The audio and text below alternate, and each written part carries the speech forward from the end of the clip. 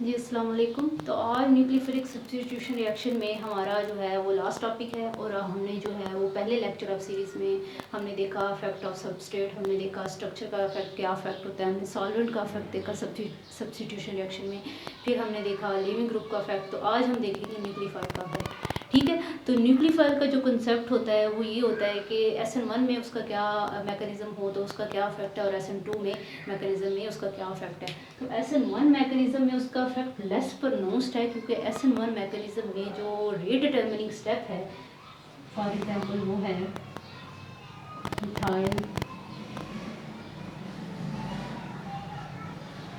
तो ये जो स्टेप होता है ये स्लो होता है, इसमें कार्बोकेटाइन बनता है।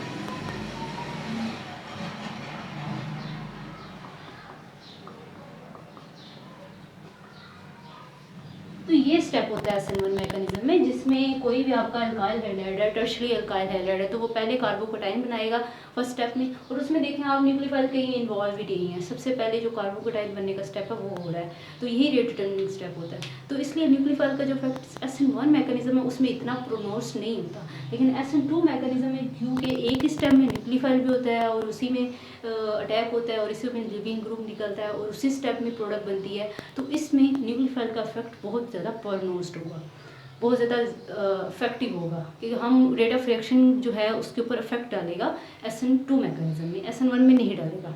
ठीक है, तो अब कंसेप्ट आ जाता है कि जो न्यूक्लियोफाइल का कंसेप्ट होता है वो बेसिकसिटी से रिलेट किया जाता है। तो बेसिकसिटी जो है उसकी डेफिनेशन देखें तो क्या होती है, एबिलिटी टू डोनेट इलेक्ट्रॉन। ठीक है, और न्यूक्लियोफाइल को देखें तो वो भी कैसा होना चाहिए जिसमें एबिलिटी टू डोनेट इलेक्ट्रॉन जो है वो ज़्यादा हो, और इसकी वजह से जो जाके इलेक्ट्रॉन पॉजिटिव सेंटर के ऊपर अटैक करेगा, पॉजिटिव के ऊपर, और वहाँ पे जाके नया प्रोडक्ट बनाएगा। ठीक है, तो अब कॉन्सेप्ट ये है कि उसमें दो तरह के कॉन्सेप्ट है बेसिकसिटी में, एक होता है हार्ड बेस और एक होता है सॉफ्ट बेस। तो हार्ड बेस ये होती है कि इलेक्ट्रॉन नेगेटिविटी बहुत ज़्यादा होती है, ज़्यादा होगी तो इलेक्ट्रॉन डोनेट कैसे करेगी, नहीं करेगी।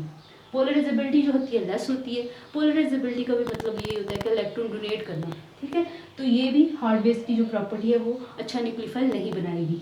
और इसी तरह ऑक्सीडेशन जो है वो भी उसकी अच्छी नहीं होती, उसको ऑक्सीडाइज करना ईजी नहीं होता। ऑक्सीडाइज करने का मतलब कि उसमें से इलेक्ट्रॉन निकालना ईजी नहीं होता। तो इस तरह हार्ड बेस की जो तीनों प्रॉपर्टी हैं वो इसको कैपेबल नहीं बनाती। इसमें OH आ जाता है, OR आ जाता है, R3N का ग्रुप आ जाता है, इसको हार्ड बेस को कैपेबल नहीं बनाती कि वो अच्छा न्यूक्लियोफाइल बन सके।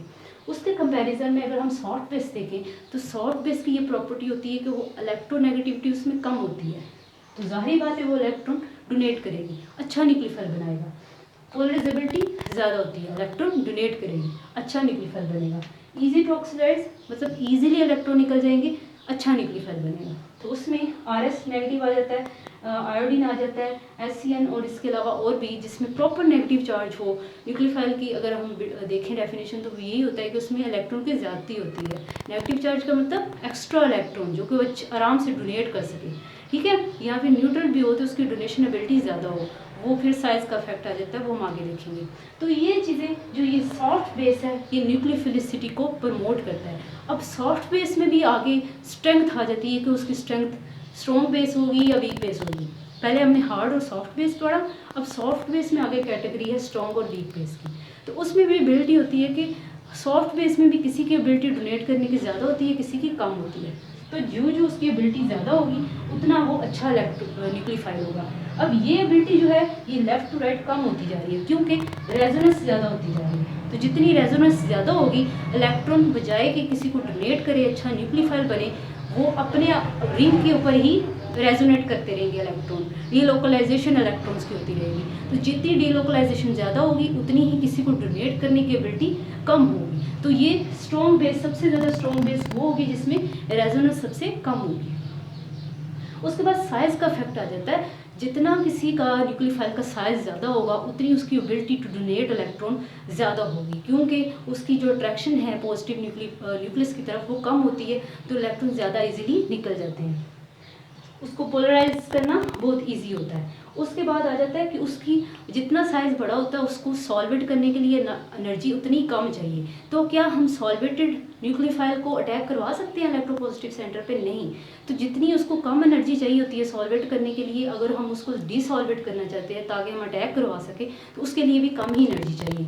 कम एनर्जी क्यों चाहिए होती है सॉल्वेट करने के लिए हायर साइज़ पे, क्योंकि साइज़ जो है वो ओपनली अवेलेबल होता है कि सॉल्वेंट्स के ऊपर आगे अटैच कर जाए। इतनी एनर्जी नहीं चाहिए होती हमें सॉल्वेशन करवाने के लिए। इसी तरह रिमूव करवाने के लिए भी इतनी नहीं चाहिए होती, इजीली हम रिमूव करवा के अटैक करवा सकते हैं। ठीक है, उसके बाद हमारा इफेक्ट आ जाता है एम्बीडेंट न्यूक्लियोफाइल का। एम्बीडेंट न्यूक्लियोफाइल ये होता है कि वो न्यूक्लियोफाइल जिसमें एक या एक से ज़्यादा सेंटर इन्वॉल्व होते हैं। अब कौन सा सेंटर अटैक करेगा? फॉर एग्जांपल अगर ये वाला है तो हम क्या करेंगे कि कौन सा सेंटर इसमें से एज अ न्यूक्लियोफाइल अटैक करेगा, तो इन दोनों में से वो एज अ न्यूक्लियोफाइल अटैक करेगा। इसको हम बोलते हैं, इस कैटेगरी को एम्बीडेंट न्यूक्लियोफाइल। इसमें से वो वाला ज़्यादा अटैक करेगा जिसमें इलेक्ट्रॉन डेंसिटी ज़्यादा होगी। अगर नाइट्रोजन में इलेक्ट्रॉन डेंसिटी ज़्यादा है तो ये वाला जाके अटैक करेगा इलेक्ट्रोपॉजिटिव सेंटर पे। ठीक है, तो इस तरह ये कॉन्सेप्ट आ जाता है।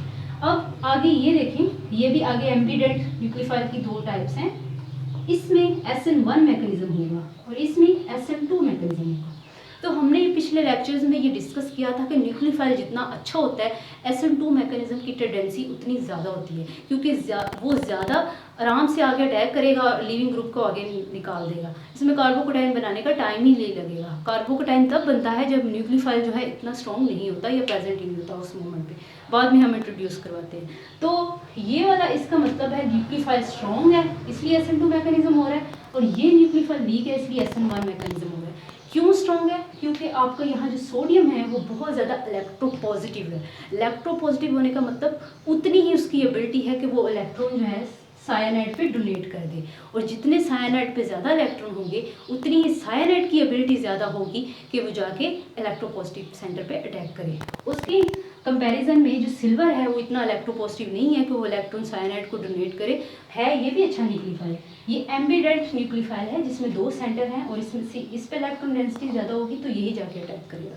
तो इस तरह एम्बीडेंट सेंटर में जो साथ वाला ग्रुप होता है वो भी डिसाइड करता है कि आपका न्यूक्लियोफाइल अच्छा होगा या नहीं होगा। तो आज के लिए इतना ही। Nucleophile I tried to cover all the concept related to nucleophile. If you have any question, ask in the comment box and don't forget to like, subscribe and share.